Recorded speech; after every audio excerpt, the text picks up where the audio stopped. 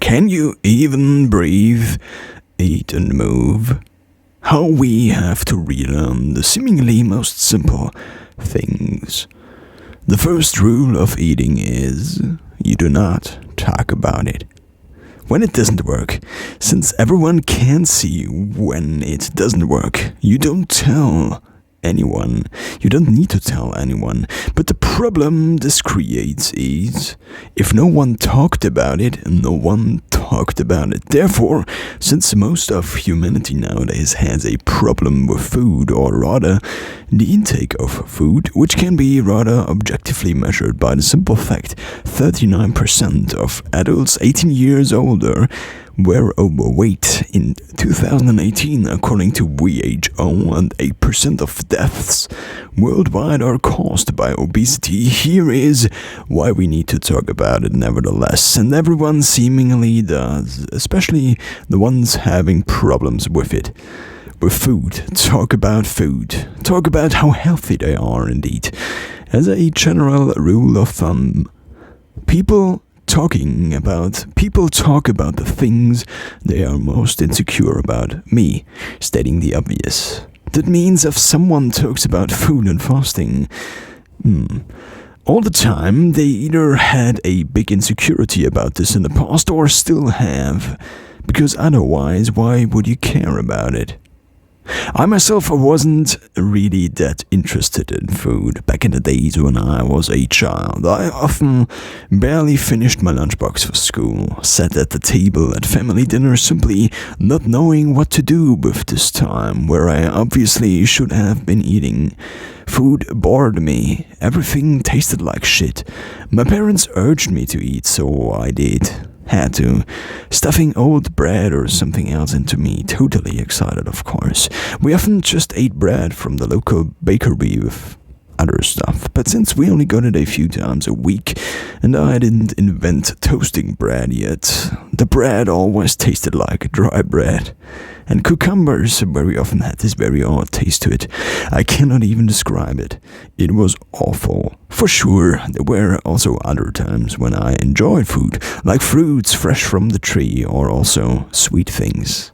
But I realized as a child, whenever I ate sweet stuff like chocolate, gummy bears or other things like that, there was this stuff on my teeth, whereas without eating these sweets, my teeth felt smooth and blank. So I invented this narrative of me not liking sweets. I for sure did. It for sure did. But adding to the plaque to my teeth after snacking on some sweets, my teeth also often began. It for sure did its thing. But adding to the plaque on my teeth after snacking on some sweets, my teeth also often began to ache afterward. And I heard this thing once: sweets are really bad for teeth and health. And soon friends and family knew about this. About my narrative, of course. And soon friends and family knew about this. Parents of friends of mine stopped offering me things like these, but the sweets kept rolling in on birthdays, Easter, Christmas, basically every single celebration. Whenever someone gave me a gift, sweets came with it. So I stuffed them, but not into me, but into a cabinet in my room for later, or for using them as a present without the need to buy sweets as a present, since I was a scrimper already and saved every single buck I could. Only one problem: I often forgot to gift them to others, to basically give them to others. And also, they got old, like up to the point where I not only had years of sweets in my closet, but also year-old sweets. No one wanted them. Every now and then I flipped through them, since I needed space, and basically donated them to my family's sweet cabinet. Only one problem: rumors had spread about these sweets' history. They knew, and if they didn't, the date of expiry spoke up. I don't know my record, but for sure they often expired for 4 or even 5 years. But then I began to feel guilty, and this is the point of no return. This is the point that I think kinda ruined not only my relationship with sweets and the lack thereof in my life, but also food. I had years of sweets, not in my life, but in my closet. And since this stored on it, nobody interested pattern began to emerge, I basically realized that there was no other option than to throw them away. But that's not something you do. Throwing food away. Neither wanted I. I felt so bad opening up all these packages only to then throw them away. Why did I even open them up? Because I separated the garbage as every responsible elementary schooler did back in the days. Like everyone else in my home country, just understand that, I guess. So a few rounds like these went by, and the guilt kept haunting me. There was nothing in this nonsense system I could change. Even though I tried to tell everyone I didn't want sweets, they just kept rolling in. I wouldn't give them to others right away, because in reality I still liked eating sweets. I just tried to push the point where I eventually would eat them as far as possible into the future. I saved them for later, but still for me, so they all went into my cabinet for later use until I had to admit that I hadn't, and probably wouldn't eat them anymore.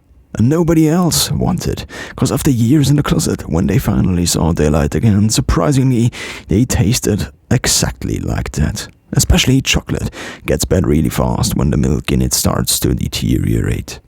So I was basically left with an intractable problem. Nothing else than unsolvable, but intractable is the words proper scientists use, and it sounds so much smarter. So I tried to solve it, trying to find a solution including these constraints. 1. The number of sweets given to me couldn't be changed, aka reduced anymore by my efforts. 2. Giving them away right after I received them as gifts was ungrateful, and also didn't make sense because I wanted to save them for later.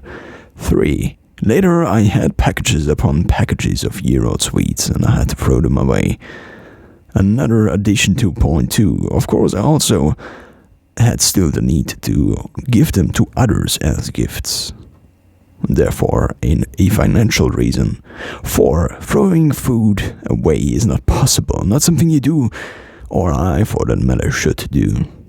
So I made the only rational decision, and forced them into me. Sounds rather drastic, wasn't. During my reading sessions, I opened up old packages of chocolate and ate the rancid little pieces, even though they tasted like shit. Until I got to the newer ones, and I found myself opening up more and more and more, like before. After years of trying to fight them off, within hours, days, it had become a habit with light speed. Like earlier in my life, where I didn't like the fact these things in these packages everyone gave everyone as gifts, and made jokes about it. Made me do things I couldn't control with my mind. And even if I tried to avoid these packages like hell, these thoughts just never stopped, of eating only once more. I wasn't fat though, quite the opposite, as everyone and their dog kept telling me throughout my entire childhood. I was skinny AF, and therefore should eat more, and therefore resulting in me bored as F of food and forcing oat bread into me. In retrospective, I wasn't skinny. Before I started to pick up a regular body weight and weight exercise at age 12, I also wasn't. I just had really bad posture. Bad posture just makes you look like crap. And if your body looks like crap, people assume eating more solves the problem. Disclaimer, it doesn't. Also, probably after a longer period of being a kid slightly on the chubbier side, I leaned out a bit and also my face started to look not like the one of a 3-year-old kid. Then I started to exercise. I also had before, but not labeled as exercise, but as play. We played football and just everything else involving and revolving around biking, playing. Well, lots of things. But after years and years of push-ups and other fancy stuff, my body didn't change with the rate I expected it to. I got some newbie gains in the beginning, but I just couldn't build up muscle to the point where I looked, well, muscular. I felt skinny, so I started reading about these topics and concluded I had to up my calories, and this is the point where I began to force myself into eating more than I wanted to. Again, I began to make these 1-liter gigantic shakes with a few hundred grams of oats, bananas, and curd. Especially curd. Since curd was one of the best deals in terms of protein you could get, and you needed protein to build up muscle. 12 grams of protein per 100 grams of curd.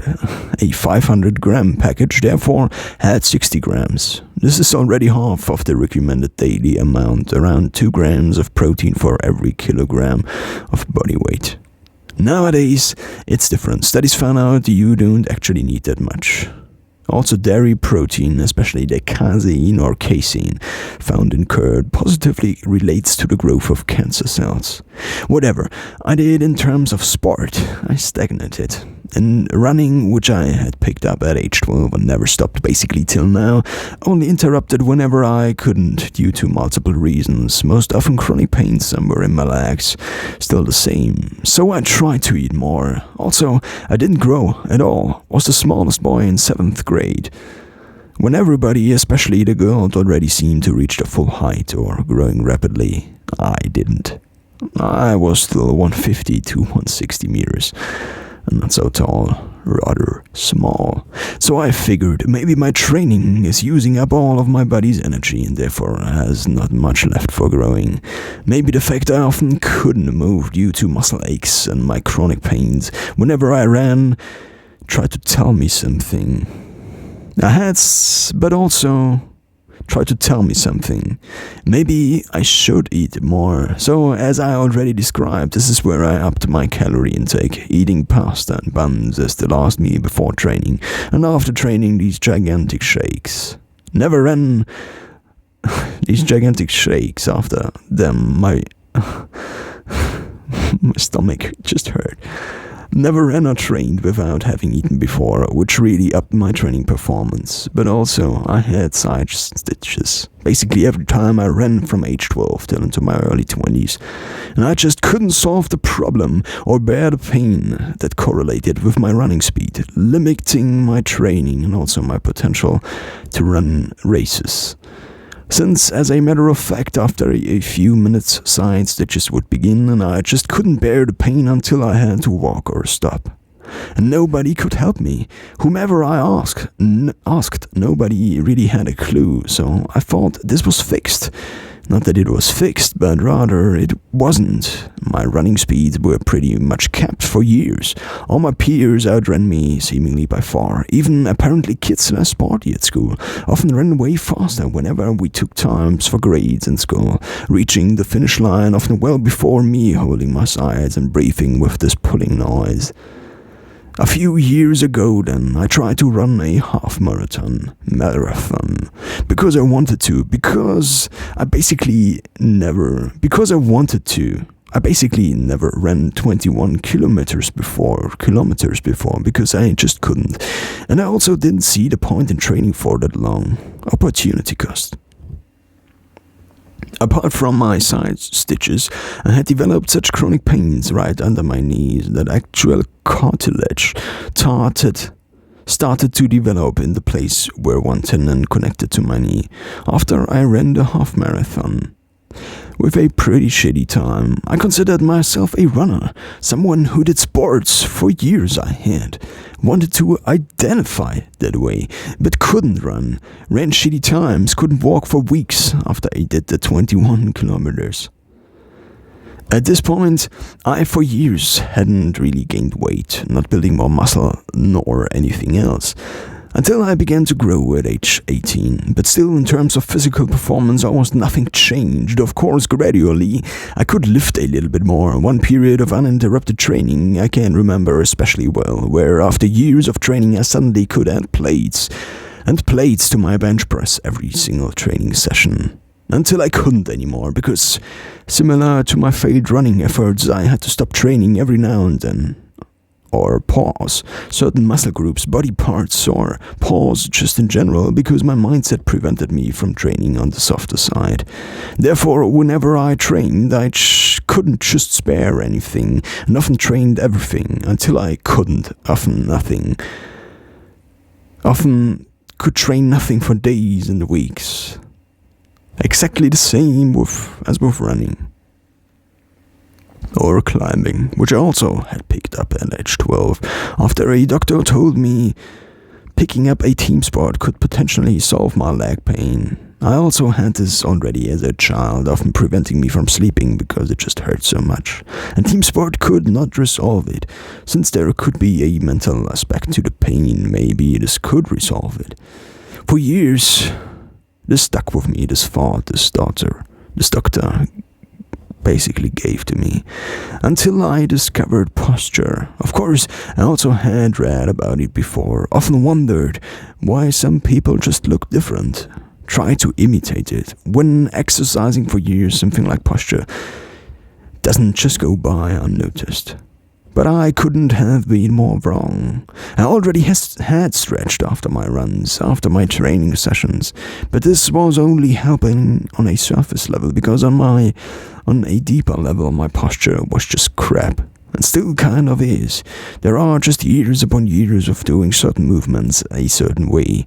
Every single step you do is already completely automatic, trained for years and years. Every time I bow these days, I still do it with the lower part of my spine, of my back, instead of these things called legs. Whenever I don't pay conscious attention to it, it sounds ridiculous, and it kind of is. All these pains, all these years. At least a huge chunk of it probably simply was due to very bad posture.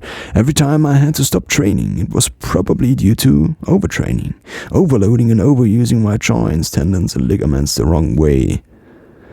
I still am discovering with every single training and movement how bad it really is. I have been doing the same exercises for years, trying to optimize my exercise execution, but still the bad posture sticks with me. My pelvis constantly rotated too much backward, the top of my spine sticking out behind my neck, my shoulders dropping to the ground every second I don't pay attention. All these years, I just hadn't paid enough attention to these things. I had been running the car at full speed, trying to, until I had to stop on the road because it broke down. Again, something inside had broken down, needed to be fixed. Fixed because I didn't prevent it from breaking. It's not about fixing things when they are broken, not about pausing or stopping, because that doesn't really do anything to the causing issue. This all could now be resolved in a final, spiritual and hippie, "Listen to your body," was the answer all along.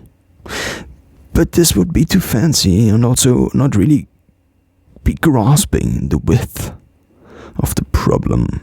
Just the simple fact, not a single person in my environment ever brought up the point my posture could be the single thing limiting my physical performance, I think is staggering. It's staggering not because what that says about me, but what that says about my environment, or the general human population living nowadays, and I don't think that's a stretch too far. This is not me trying to blame someone else, but me trying to read the cues and extrapolating them into a general thesis. It's not I didn't learn this in school, so I blame school, the system, and society. At least I try not to. Also, I just recently, a few months ago, discovered that there was this thing about breathing and tongue posture, and the simple fact the mouth is just a backup, an emergency system for breathing, but breathing through your mouth rather than through your nose is basically worse in every single dimension measured, cause CO2 levels in our body are far too low. Another story entirely, but it is also far less efficient in actually transporting oxygen into our blood and body. 5.5 seconds inhale, 5.5 seconds exhale, and all that through the nose, resulting in 5.5 breaths per minute. That's the optimal breathing frequency according to James Nestor's book Breathe.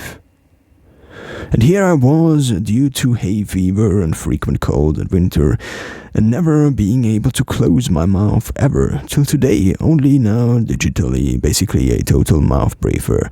Instead, all these years and probably still now, the single thing I should have been focusing on instead was shutting up and pressing your tongue against the roof of your mouth and breathing through your nose causes a chain reaction of improvements all throughout your body, lowers your blood pressure, lowers your heart rate, regulates your neurotransmitters, hormones, seemingly also your overall posture. Your body is the most complex known thing in the entire universe. We often talk about the fact that we don't understand a huge chunk of nature because we concentrated on the landmass and its ecosystems for years, but totally forgot about the oceans. And it's the same with our bodies, just on another level entirely. There is an epidemic of rising health issues all across the board. That doesn't mean traditional medicine isn't developing and fixing issues faster than ever before. It also doesn't mean living standards around the world aren't still rising, and therefore also the average age. And it also doesn't mean cancer, strokes, and Alzheimer's aren't prominent because medicine just took away all the other causes of death up until the point where these illnesses can even appear. It just means we simultaneously get worse.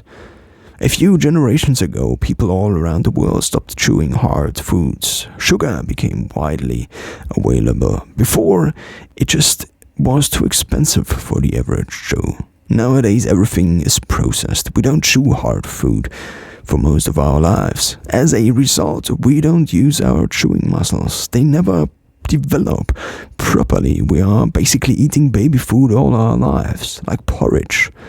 There also seems to be more and more evidence to support the claim shutting your mouth, training your facial muscles by chewing actually causes your jaw to grow wider, causes your upper palate to expand during your growth years, and of course also the facial muscles developing, and just like more muscle mass makes your body look better, it does the same for your face, increasing the surface area, therefore spreading the same amount of facial fat tissue onto a bigger surface area. The same effect building muscle has on the rest of your body.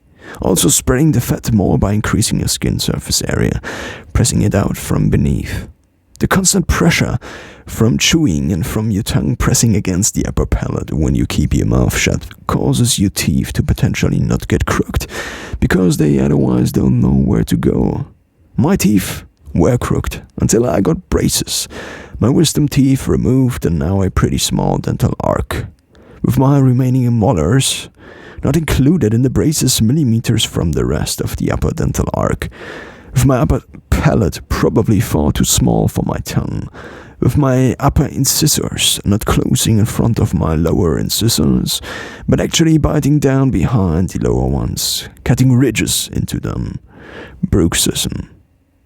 And the small dental arc probably also didn't exactly make my airways wider, but actually the exact opposite, causing my breath issues to get even worse.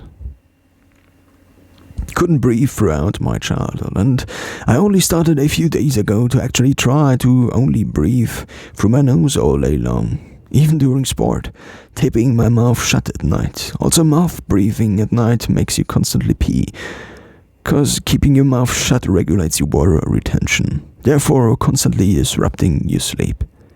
I am still trying to stay away from sugar, even though I have already been avoiding sweets as a child. I have been off for years without interruption in between, but it still gets me again and again. It's everywhere in almost every food apart from raw ones. Wanna buy some red cabbage in a glass? There is added sugar in it. We still buy sweets for our friends and family, laugh and joke about it as if it wasn't costing us seconds, minutes, hours, days, weeks, and months, and for some even years of our so short lives. Making us crave these foods, causing diabetes and cancer, making us dumber by shortening the times we spent in fat-burning mode where the brains run more stable, run around breathing through our mouths, fixing our children's crooked teeth with braces after the teeth didn't grow straight like the ones of generations of generations of humans before processed foods, and every other animal in nature isn't fat, apart from them eating our new food. We get our children addicted to sugar when they are still in their infancy, damaging their brains and eating behavior and their relationship with food for years to come.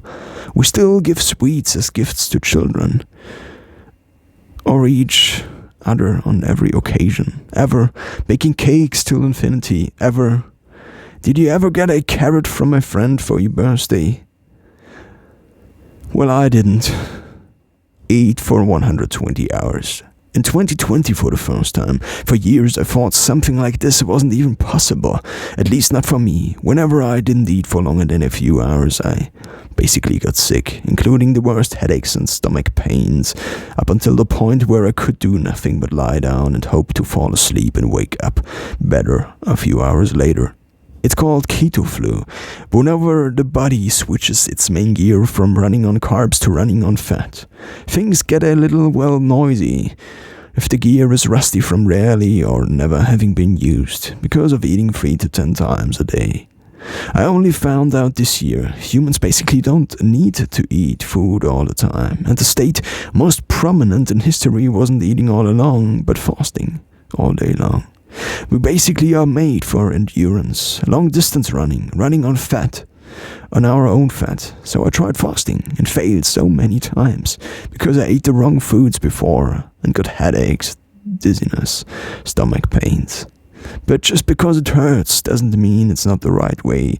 Stretching also hurts, or at least it's not the most pleasant experience ever, as well as staying away from sweets isn't, as well as showering cold and during low temperatures, which is another thing I tried to implement for years at this point, and I think helped me in some ways. If you tell others you don't eat till dinner, most of them think you're crazy, and that's sad. The fact no one knows about it, doesn't understand it, hasn't even tried it. These things are coming more and more, on YouTube, on blogs, on books, on podcasts, over the past years. I have constantly been trying to relearn how to breathe, how to move, and how to eat. Because I didn't know till then, and I am still doing all of these 3 seemingly so simple things mostly wrong.